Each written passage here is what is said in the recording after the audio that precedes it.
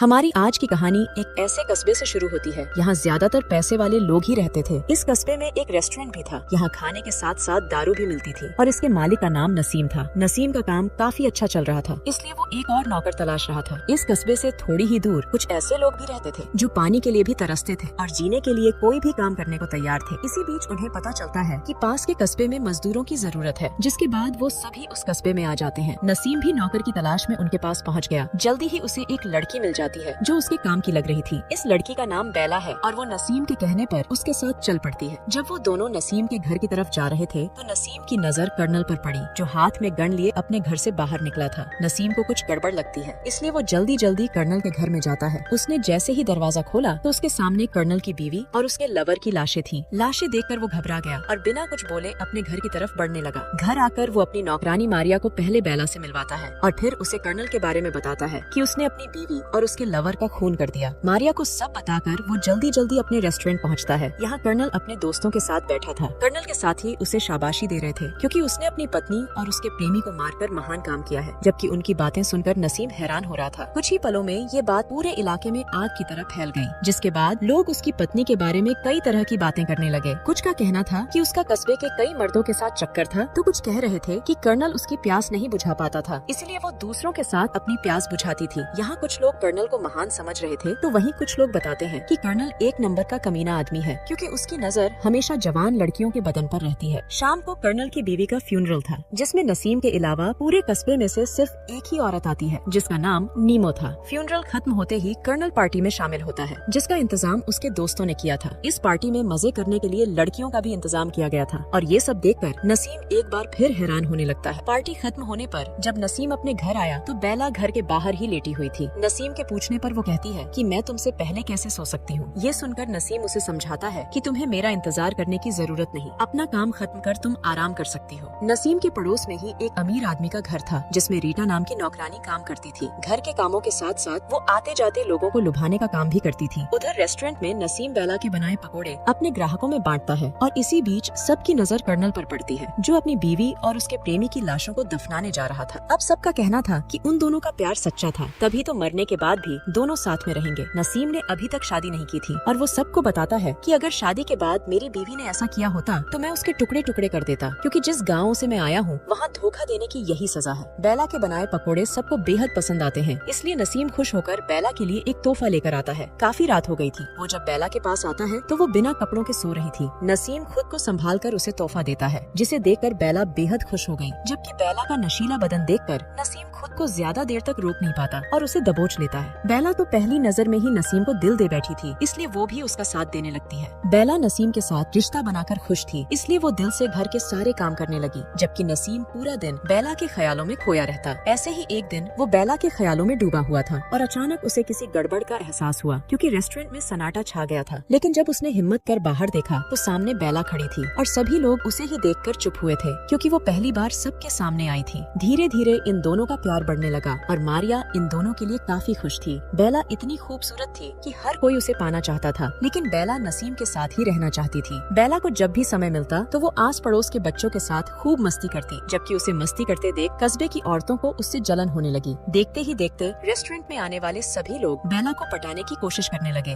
बेला को लगता था कि सभी उसे पसंद करते हैं, लेकिन नसीम जानता था कि ये लोग बेला को नहीं बल्कि उसके जवान बदन को पसंद करते हैं। नसीम को परेशान देखकर टोनी नाम का आदमी उसे बेला से शादी करने की सलाह देता है। इस पर नसीम टोनी को बताता है कि मैं बेला से शादी तो करना चाहता हूँ, लेकिन बेला पढ़ी लिखी नहीं है और वो गैर कानूनी तरीके से यहाँ रह रही है। कुछ ही दिनों बाद कस्बे में एक इंजीनियर आता है, जिसने अपने आविष्कारों से कस्बे के लोगों की जिंदगी आसान कर दी। रोज की तरह रीटा आज भी मर्दों को लुभाने में लगी हुई थी, जबकि टोनी नसीम को बताता है कि बेला को पाने के लिए एक जज उसके पड़ोस में रहने आ गया है। टोनी की बात सुनकर नसीम ने बेला से शादी करने का फैसला कर लिया, जिसमें टोनी उसकी मदद करने वाला था। नसीम घर आकर बेला को बताता है कि मैं तुमसे शादी करना चाहता हूँ। बेला नसीम से प्यार करती थी, इसलिए वो भी शादी के लिए राजी हो जाती है। जल्दी ही दोनों की शादी हो गई। नसीम और बेला तो इस शादी से खुश थे ही, लेकिन मारिया उनसे भी ज्यादा खुश थी। दिन भर काम कर जैसे ही नसीम घर आता तो बेला उसकी बंदूक को सहलाकर उसकी सारी थकावट दूर कर देती। नसीम उसे अपने साथ हर जगह ले जाने लगा, लेकिन जल्दी ही वो समझ गया कि बेला अमीर लोगों का रहन सहन कभी नहीं अपना सकती। अब तो उसे बेला के अनपढ़ होने पर भी शर्म आने लगी थी। इसी बीच इंजीनियर को रीटा के मालिक की बेटी वीना से प्यार हो गया। दोनों को जब भी मौका मिलता तो वही शुरू हो जाता। आते। लेकिन जैसे ही इस बात का पता वीना के पिता को लगा तो उसने इंजीनियर को वीना से दूर रहने की धमकी दे दी, जिसके बाद वो दोनों कस्बे से भाग गए और ये बात भी आग की तरह पूरे कस्बे में फैल गई। वीना के जाने से रीटा खुश थी क्योंकि वो जेरी नाम के आदमी को पसंद करती थी, जबकि जेरी को वीना पसंद थी। और अब वीना के जाते ही वो जेरी के करीब आने लगी थी। उसने जेरी को एक खत लिखकर सब कुछ बता दिया और इस तरह इन दोनों का भी चक्कर शुरू हो गया। एक रात कस्बे के एक जाने माने आदमी को किसी ने गोली मार दी, जिसके बाद पूरा कस्बा हमलावर को ढूंढने लग गया और हमलावर बचता बचता नसीम के घर में घुस गया। नसीम इस वक्त नींद में था, लेकिन बेला ने कोई आहट सुन ली थी। जब बेला देखने के लिए उठी तो हमलावर उसे पकड़ लेता है, जो उसी का दोस्त फैनी था। फैनी उसे बताता है कि मुझे टोनी के पिता ने हमला करने को कहा था। इसके बाद फैनी बेला को टोनी के पिता के पास भेजता है ताकि वो उसे फैनी के बारे में बता सके। टोनी के पिता उसे बताते हैं कि उसने फैनी की मदद कर बहुत अच्छा काम किया है और उसी दिन से बेला टोनी और उसके पिता के करीब आने लगी, जबकि नसीम को इसकी भनक तक नहीं थी। दिन बीतते गए और फैनी की तलाश चलती रही, लेकिन वो कहीं नहीं मिलता।